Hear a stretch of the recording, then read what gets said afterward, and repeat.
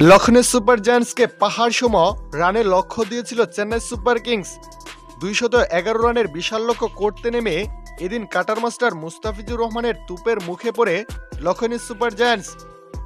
ইনিংসের পঞ্চম ওভারে মুস্তাফিজের হাতে বল তুলে দেন চেন্নাই অধিনায়ক ঋতুরাজ গাইকোয়াদ।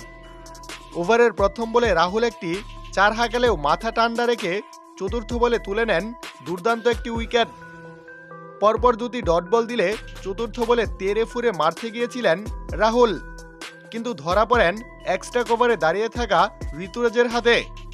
ফলে নিজের প্রথম ওভারে চমক দেখালেন দ্য কাটার মাস্টার। আর মুস্তাফিজের বলে আউট হয়ে দিন রীতিমতো অবাক হন KL রাহুল। এদিকে গ্যালারিতে দেখা যায় চেন্নাই সুপার কিংস ভক্তদের পাগলামি। ফিস যখন উইকেট পেলেন তখন গ্যালারিতে তারা বাঁধ ভাঙা উল্লাসে মেতে উঠেন।